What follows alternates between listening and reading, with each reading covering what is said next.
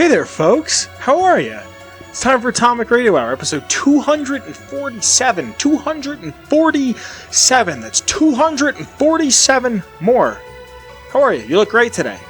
You look as good as you always do. Maybe even a little better. You hitting the gym? You doing Pilates again? Damn, girl, looking great! As I curse in the first 10 seconds! How are you? What's going on? What's new? Got a lot of things to talk about this year. First thing, I want to talk about... Well, there's a few things I want to talk about. First thing is my favorite time of year being E3. Doesn't seem like it's happening, and I've spoken about this a little bit in the past, but I want to speak about it a little more. I have a piece of lore that was recommended to me that's just fun.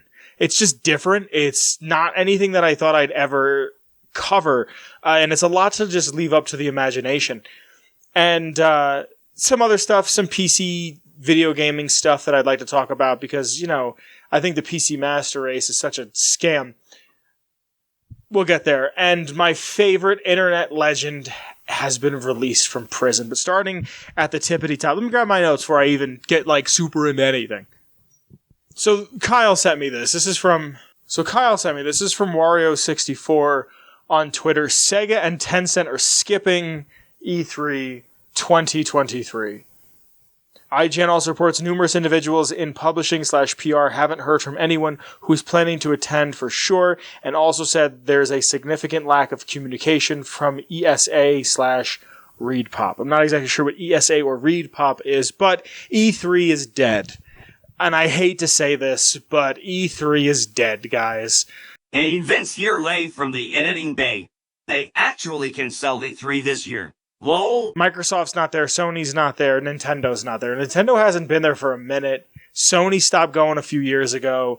And Microsoft, I really thought it was going to be the Microsoft and like the EA or Ubisoft show. And now, if Sega's not there and Tencent isn't there, who's there? I can't imagine anybody's really going to be there. It sucks. Maybe E3 can develop itself into just like an indie showcase. That'd be cool. The way the industry is going, it'd probably be the indie showcase where it's just a bunch of indies show up and get like some time and say, hey, my name's Roger and this is my brother Franklin and we're building this game from scratch. And, you know, it's this massive open world indie RPG with life sim elements and it's got more dialogue than Skyrim, but all the voices are by me, Rod, my brother Franklin, and our respective wives, and maybe one or two of our kids, but they're like infants, because, you know, I work 60 hours a week as an engineer, but they're like doing this on the side, and then it comes out, and it's like $35, but it's like the best game you've ever played. That's the thing with indies. They're either the best thing you ever played, or a 10-hour experience that's like, yeah, whatever, it was 10, 15, $20. Like, but the way the industry's going, that'll happen, and then Microsoft will just come in and go, I'll take you, and I'll take you. You look nice. You have some tech that we could use. You have a 10-person team? Cool, you're going to go work on Call of Duty now. I'd like to see a year, maybe just because of COVID, and now that we're like out of COVID, because now it doesn't exist. Maybe now is the time where everyone's like, hey, we need a year break because we're finally getting up to speed and we're not delaying everything. Who knows? Next year, E3 could come back in a big bad way, and hopefully it does. I'm a big fan of E3. I've said it here multiple times. I love E3. I love that time of year where you sit around with your buddies and you speculate and you go, oh man, what's coming out? I remember watching like Call of Duty, like Black Ops, especially being able to pilot the helicopter. I thought was so dope as a kid. Seeing Fallout 3 at E3 2007, or maybe it was 2008. I always forget, just like seeing that, and now like the shelf being behind me. It's so hard to green screen and remember where things are. It's like being a weatherman. Like having the shelf behind me and having the podcast, like all of it. It's so weird how things just stem from other things. And if I never saw E3 that year, then none of this would be real. And just to think that, like, you know, my brother's generation or the generation below him is just going to be like, oh, hey, did you get the thing on Twitter? Yeah. New studio, new game. Kind of boring. Huge open world. Every building you can go inside of. Yeah, not really my thing. Like, I don't know. It kind of seems like it's slowly becoming just this one homogenized mess all over the place. But rest in peace to you, E3. 1990 something or 80 something. I don't think it started in 89, so we'll say 90 something to 2020 because it might be back next year. I think they should have like a formal goodbye, honestly. I'm just a big fan of endings. I'm a big fan of goodbyes. I'm a big fan of ending things that feel like they ran their course. A relationship, a good meal, a satisfying poopy. Just, I'm a big fan of an ending. And I wish they'd have like hey, E3, the final year, and they sell merch and stuff. And then, in 5-10 years bring it back like Toys R Us. Everyone's doing their own directs. It's cheaper for everyone to do their own directs, but there was a certain sort of celebration and like camaraderie that like even when the console wars was a thing that like somehow still is. I'm going to talk about this in a second. That somehow is still a thing. Like we all kind of came together and said, "Hey man, I play on PlayStation, but that new Halo game looks pretty cool." Or you came and said like, "Man, I love me some Master Chief, but damn does God of War look fun." Like stuff like that. We can sit back and admire new things and just celebrate the hobby and the passion that we all had for having control in our hand and being able to manipulate an image on screen in a manner because of storytelling or because of mechanics or what have you, and just a respect and an enjoyment that all of us had together. Speaking of console wars, I kind of want to talk about The Last of Us for just a moment. No spoilers. I just want to get into PC ports and varying consoles and what have you. For the longest time, it seems like Nintendo is going to be the company that holds out on PC. I don't think they're ever going to do it. I think Nintendo knows who they are and what they have and who buys their stuff. And especially with the Switch, which I've been playing and really enjoying and genuinely thinking about buying Skyrim for it. But I think I might buy it used because Todd has enough of my money when it comes to Skyrim. I bought the game like 3 or 4 times. 360, PS4, and Steam, and I might have bought it one more time for my brother. So at least 3 that I can remember. So I've been playing, and I've been enjoying it. I'm playing Stardew, and I think Nintendo understands that, hey, our audience is people who want to play indies, people who want to play our stuff, but predominantly it's children at this point. And Nintendo's always marketed to children. After the video game crash in 83, where nobody wanted to play them and they thought it was a fad, Nintendo came back in 85 and said, we're not going to market in the electronics department, we're going to market in the toy aisle. So in the electronics section of the toy aisle was your NES. So it wasn't a video game, it was a toy. So they know what they're doing when they market to kids. But Sony has slowly been opening up to putting their games on PC. Some of the, I believe the first God of War is on PC. I say the first in the sense of the new PS4 version, the PlayStation 5, the modern generation of it. Days Gone is there. Days Gone is a game that you shouldn't waste your time with. It's got awful writing. I'm just going to say it. Sorry if anybody likes that game. That game bores the hell out of me. Spider-Man is on PlayStation, I do believe. If it isn't already, it's coming. No, I think it is, because I think I saw somebody mod CJ into it. And now, The Last of Us. One of my favorite series ever. I prefer the second one more to the first one. And behind me is PC Joel. Politically correct Joel. I joke. Haha, I kid. This here is PC Joel. This is what the game looks like on PC. I think the whole PC Master Race thing is BS. For various reasons. It's too grand to get into PC gaming. And personally, I like that I have a PlayStation. See, PC Joel, he's not going away. I like that I have a PlayStation because it's the place, it's the station, it's the area that I sit down and I record.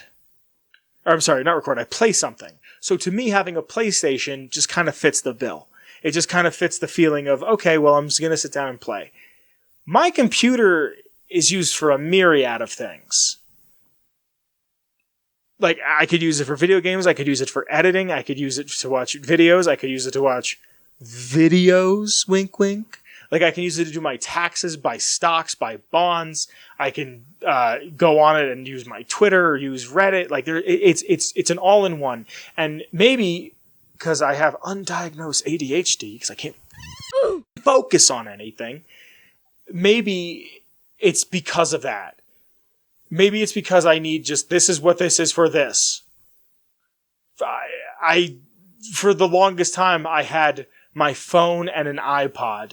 Like, for years. Like, years of me having a smartphone. It was, here is my phone, here is my iPod. Because I liked that, even though I would use social media on my iPod, and I still had a smartphone that did the same thing, I liked that the iPod was for music. So let's say I have a PC. Let's say I buy a gaming PC. $2,000. And then the games that I want to play, yes, I have access to every game that's ever come out. Legally, absolutely legal in Minecraft. And I can download a bunch of GameCube games. I can download a bunch of PS2 games in Minecraft. I can download all this stuff. I can emulate everything in Minecraft, right? I can do that. But I don't like that every time I go to play a game, I have to sit through configuration. I have to boot it up. I have to see, why isn't the audio coming through the right way? I turn on my PlayStation and it works. And now you have something like this PC version of Joel, who's still behind me. And PC Joel looks like ass. And if you want to play these games and you're a gamer, #gamer, I don't see the problem in buying a console. Yeah, it's expensive, but how badly do you want to play the games? That's kind of the way I see it. Like, everybody pirated Metroid Dread, which is a game I'm thinking about picking up. But it's a game that everybody pirated. Buy a Switch. Why are you, like, and I'm not even saying the argument of there's a team that worked on this and there's artists that worked on this and went into it. The Last of Us is a 10-year-old game. I think this year it's 10 years. Part 1 is 10 years old. But now it's on PC and it doesn't run in 4 hours. Kyle sent me a video, this guy going in 10 hours of play or 4 hours of play. I'm not good with numbers. In an amount of time play, they had 14 crashes. And the guy said they're making fun of PC players. I don't agree with that sentiment. I don't agree with the sentiment of making fun of somebody because they play on PC, because they play on console, because they play mobile. I think we should be celebrating the fact that we all play video games. I remember being a kid and getting made fun of because I liked video games. PC Joel is still on screen. I love the fact that it's more open and that people that I work with will talk about it. And, like, not to sound like a shitty 2011 gamer, but, like, girls play video games now. And I know, whoa, everybody calm down. Call the presses. Vince said a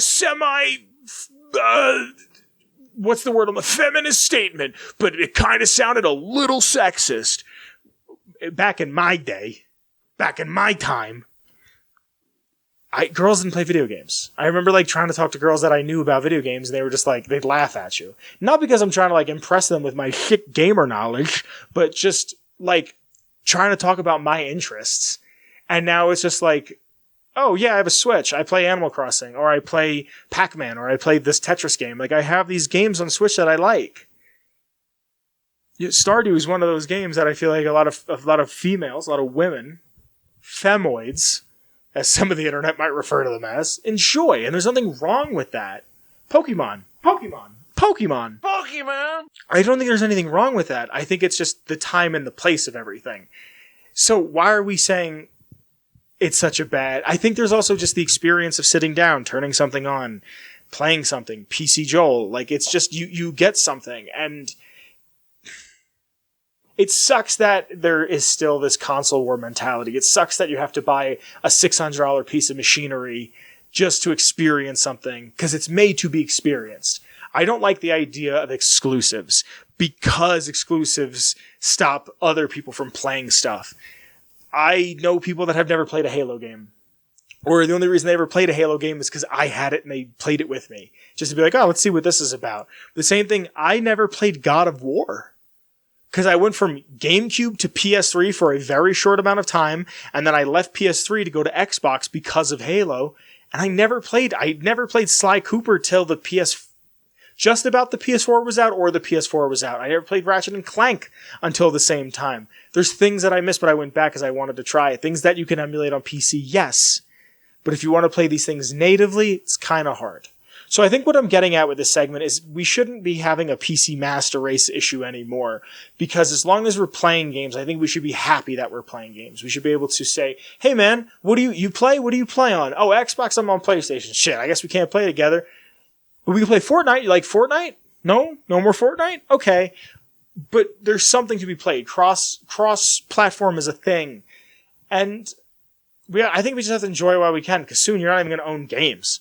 Soon you're just going to be like, oh, I bought the license. I paid $70 for a license. I don't own anything. Nothing came with it. Or you could get what they did with Red Dead 2. There was 2 versions. You bought the game and then a $100 version that came with everything that a special edition would come with, a premium special edition, except for the game. So I think the PC Master Race is kind of silly. Now, I know the reason you're here. Probably the reason why you're here. If it's not to look at me and listen to my sultry voice, it's to hear about some Fallout stuff. And I want to talk about it. Before I talk about it, I have to bring up the Patreon. Because of the Patreon, I can make the show bigger and better. And I have to thank some people who have been supporting for quite a while now. And because of them, I can continue to do things and make the show bigger and better. So starting from the top, I have to thank the OG Noah. Thank you, Noah. After Noah, it's Danny. Thank you, Danny. After Danny, it's Marcus. Thank you, Marcus. And last but certainly not least, I have to thank Mellow Millhouse. Thank you to Mellow Millhouse. Because of you guys, the show continues to get bigger and better, and I thank you, and I love you. But now on to the lore. I've been kind of switching it up. Normally I do, in the Discord, I'll ask a question. The past 4, half of them, of these episodes, I went into the Patreon and had a poll, and I asked what they wanted to hear. And last week I didn't, because I'm bad at time management and I've been tired forever. And this week, kind of the same thing. I had a very hectic weekend. I said in the last episode, I was up for a new job, didn't get it. It was hectic. I was tired.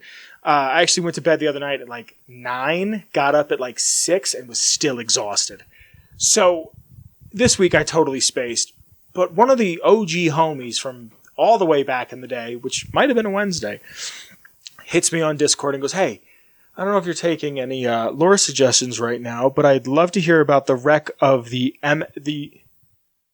FMS North Star. And I said, thank you for saving my ass, because I totally forgot to do it. So if you want to hear any lore, and I do mean any lore whatsoever from the Fallout series, join the Patreon. Even at the $1 tier, you can join the poll and say what you want to hear when I do a poll there. Be in the Discord. I'll ask the Discord a question, and whoever gets the question right gets to pick lore for the week. Sometimes you could just DM me on Twitter. My Twitter's in the description, or on Discord. You could DM me and just say, hey man, love to listen to the show today. Love to hear this or that. Leave a YouTube comment. But this week's lore, DM to me by the Deadly Lampshade, is on the FMS North Star from Fallout 4. Now, the FMS North Star, FMS stands for Foreign Military Sales. And essentially what the FMS North Star is a ship, a foreign ship, coming all the way from the mythical land of Norway. And I really like what this sets up, because Fallout is so American-centric. A lot of people I see all the time say, I'd love to see a Fallout that takes place in London, or I'd love to see a Fallout that takes place... Mexico and Canada, I think you could kind of get away with, because it's North American, and especially with the time of everything going on, the annexation of Canada, Mexico being there... and I can only imagine that there's an earthquake in the 2040s that I would feel like would influence the way Mexico is, and with the imports and the factories being in Mexico, I feel like Mexico actually has a very, very, very good chance of showing up, especially if we see like Texas, that area, which I know has been brought up a bit, that fans want to see. Some fans of Fallout want to see Louisiana. I'd love to see a Louisiana one. But when you get to see the outside world, and this is what Lampshade said to me, Deadly Lampshade said to me when he brought this up to me, is that as someone who lives in the UK, he likes seeing when they do something outside of America. And I agree. I like seeing that. There was a rumor back in the day that, like, England was untouched. And it was just like, it wasn't a rumor, it was a fan theory. Or that Fallout 4, one of my favorite fan theories before Fallout 4 came out, was going to be that it's based in Boston. It was going to be a normal game that you're doing all this normal stuff, and then all of a sudden the British invade. And it's very reminiscent of the colonies leaving English rule to become their own country, which then makes America. And that was super interesting. That I really wanted to see. But we don't get to see much from outside of the US. And what they're setting up here is that there's life outside. Even if it's pre-war life, it's still culture and customs that carries over into this new world. Now, the ship being the FMS Northern Star is most likely a reference to the MS, and I'm going to say this incorrectly. So if there's any Nordic people that listen, I'm very sorry. Nordstjerne? Nordstjenen. Nordstjerne. That's either the name of the ship or the couch I bought at IKEA. It was retired in 2012 and is respected as a piece of Norwegian history up until this day. So it's a ship that has history within the country. It means something to the country. So most likely the name of the ship in game, the Northern Star, is a reference to this. It's also the way it's translated. Nordenstjerne. Part of that translates to north. Now, it's a wrecked Norwegian ship, like I said, and there's a crew. It doesn't say how big the crew is. Actually, all of the terminals, so I get all of my lore off of fallout.fandom.wiki, the Nukipedia, if you will, and there's a bunch of terminals on the ship, but I believe there's 4. If there's not 4, there's 2. If I'm wrong, I apologize. The terminals are just for spotlights and turrets and nothing else. And even though it's a Norwegian ship, all of the terminals are in English. Which, whatever. It's probably too hard to go in and turn everything in, do it in Norwegian. But whatever. I'm not upset about it. It's just a little thing I wanted to point out. There's a crew there, and they've been there for some time. Now, according to the wiki, the crew captain of this ship, his name is Rags. And it says... There's a direct quote from the wiki. Rags and his crew are still living on the ship, stranded off the coast of Boston since the day the bombs dropped. He and his crew have since become ghouls and now defend their stranded ship from mirelurks and other Commonwealth threats. I can't find anything on the wiki that says notes. I can't find anything on the wiki that says, like here's a journal that you can pick up or here's a terminal entry. I can't find any of that anywhere on the wiki. So, who knows? Maybe it's just an entirely environmental storytelling. There should be some gameplay behind me. This gameplay is recorded well after the fact of me recording these. So I don't know. Maybe in that gameplay I found something. Maybe I was scooting around and walked into something and found a piece of lore that explains this. Because I don't know where that direct quote could come from, because the entire crew still speaks Norwegian. And it made me think, here's an entire crew that still is entirely based in their culture. And because of their culture, they can't explore and go trade, start a community. These are men that have been there, and they're men. I don't know if this is a thing in the Fallout timeline, but pirates didn't bring women on the ship because it was considered bad luck. So this is entirely all men. They couldn't breed, they couldn't have kids, and now they're all ghouls, so let's assume that they're all sterile.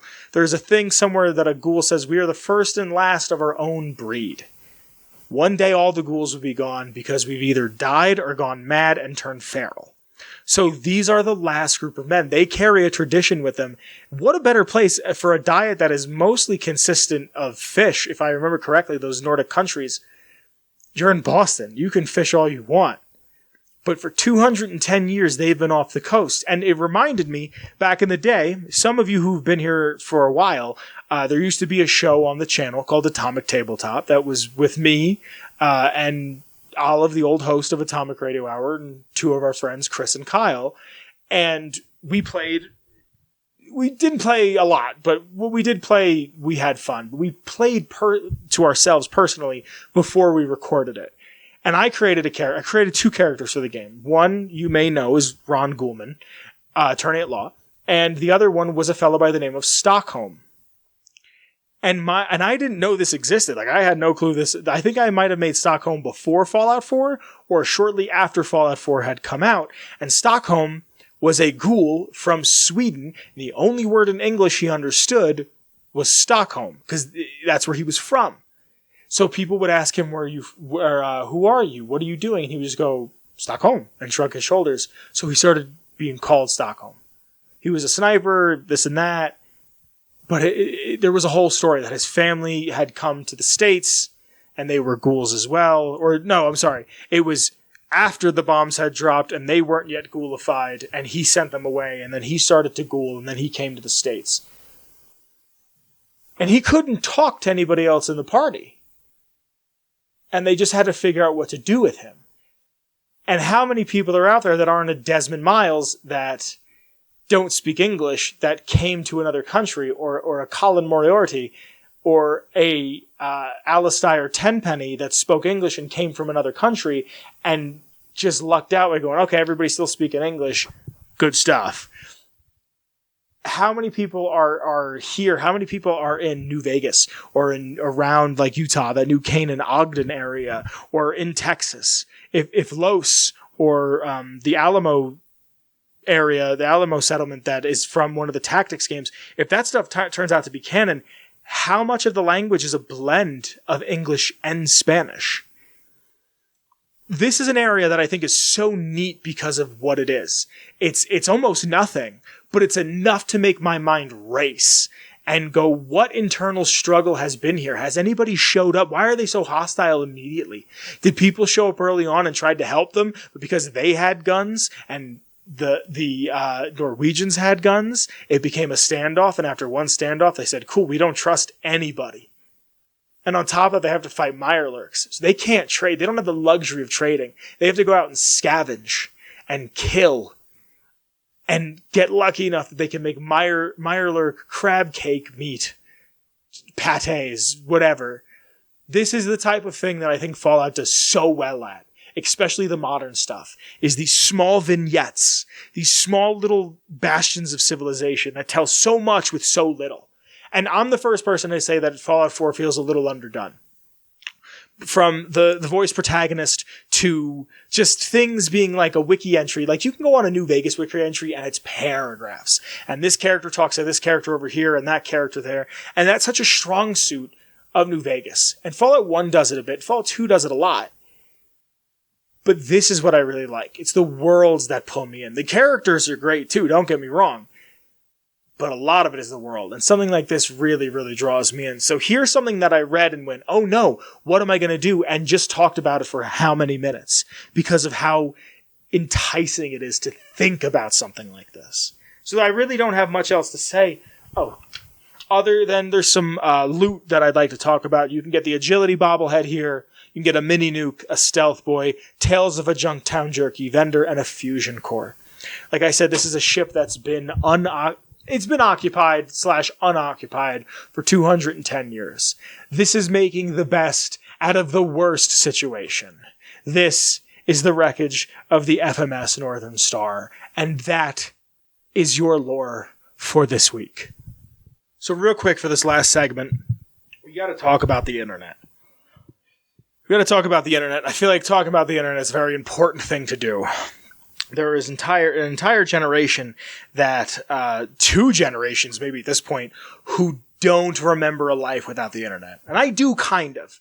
I kind of remember a life without the internet in the sense that there was a Fairly Odd Parents episode where they literally surf the net.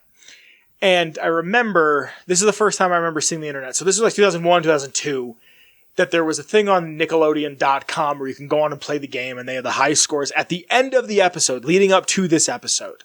That's the first memory I have of the internet. I remember being like, what is this? Then I remember going to my grandma's house, and she had the internet. She lived in New York, like a 2-hour drive. And she had the internet. And I remember being like, Grandma, can I go on the internet? I want to know what this is. Like, I want to see what this CartoonNetwork.com, this Disney.com, this Nickelodeon.com, Nick Jr. I was way too old to be on NickJr.com, but I knew it had a website, so I wanted to see what it was. My grandmother had this thing called dial-up. And for the uninitiated, you couldn't pick up the phone. So she'd get a phone call and pick it up, and I was booted off the internet. Wild. You'd hear a noise. And there's still people that have this type of internet. Older people. And I think it's important that we can document everything that has happened throughout the internet's history. I feel like a lot of kids that watch a lot of YouTube nowadays don't understand how important Newgrounds is. And I say that as if no one knows about Newgrounds, but I know there's millions of people that know Newgrounds. But Newgrounds to me felt so special as a kid. And if you understand the crowd that might have come from Newgrounds, and you might understand where this is going if you've been in the Discord and if you've had a conversation with me or follow me on Twitter. Somebody very important to internet history got arrested a few years back. I want to say about 2 or 3 years back. And they recently got out of prison. Everybody, Chris Chan is out of jail. I repeat, Chris Chan, Christopher Christian, Ricardo Weston, Christine, Blueheart Sonichu Weston Chandler, I think that's every name, CPU Blueheart, is currently out of prison. The wife of Magichan and Mewtwo out of prison. So if you don't know, Chris Chan, how do I say this without the video getting like blocked? SA'd Chris is a trans woman. There is some people who have said, Chris has said himself that he wanted to transition to a woman because then he could hook up with lesbians too. She assaulted her mother and is now out of prison. And what the hell is Chris Chan going to do? Because there was apparently, if I remember correctly, a PFA or restraining order put in order against Barb, Chris's mother, and Chris. So what do we do at this point? What is there to do at this point? Chris can't go back to their house. But Kyle messaged me. I sent Kyle the picture of the Chris getting bailed out or is out on bond. And Chris can't go home because Barb is still alive. As far as we know, Barb is alive and can't be around their mom because they assaulted their mother. So what do you do at this point?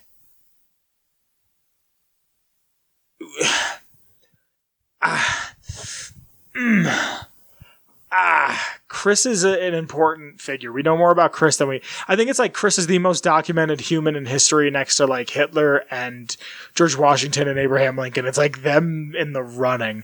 I could be wrong with that, but a lot of people know a lot about Chris. Normie ass people that I work with know about Chris Chan. One fella I used to work with actually came into where I used to work, and I saw him and I was like, yo, buddy boy, what's going on? We're shooting the shit, and then there was like a lull in the conversation. I just went, did you hear what Chris Chan did to his mom? Just because of everybody knows. Like there was a clip of Tucker Carlson talking about Chris Chan. And then my mom asked me about Chris Chan. Like everybody knows about it. Now we're at the end of a saga. Kyle said, he goes, what a time to be alive. We got to see the start and the end of a saga. Cause a lot of us, I mean, I feel like I did. I think I got in about 2012, 2013, 2014. So a lot of like the big stuff was gone. Liquid Chris is a doctor, and Solid Chris, Liquid Chris, one of the Chris's, the imposter Chris, the one who like totally trolled Chris into oblivion, is a doctor, and Chris was in prison for essaying her mother. Wild. I just think it's something fun to talk about. I could. If you don't know anything about Chris Chan and all this sounds foreign and crazy to you, this started because Chris is a big Sonic fan and a big Pokemon fan, and put Sonic the Hedgehog and Pokemon and Pikachu together, Pokemon together, and made Sonichu and made some comics. And the internet did its thing. So, it's not every day I get to talk about Chris Chan on here. It's not every day I get to talk about Chris Chan. Damn. I was thinking about, actually, this past Halloween, a friend and I were thinking about doing like a what's it called? Like a costume, like a matching costume of Chris Chan, and I was just going to be Sonichu. We didn't do it. I don't believe in, not that I don't believe in Halloween. This is not my thing. I wore a captain's hat. That's all I did. Anyway, that's about everything I have for you this week. My name has been Vince. This has been Atomic Radio Hour. The intro music is by the one and only Shane Ivers. Link in the description below to his music, all of his heaters. Silvermansounds.com/free music. If you throw another slash at the end there and hit Feather Duster, you can find mine. But if you don't, all of his music absolutely free. I'm a big fan of the one called Bees. Link in the description to my Twitter, the show's Twitter, Kyle's Twitter, the Discord, the Patreon. Again, thank you to the Patreon, the Redbubble, and a bunch of other fun stuff. Thank you for sticking around with me this week. I love you very much, and I'll be seeing you next week. Bye, everybody. Atomic Radio Hour Podcast. A Ghoulman Entertainment production.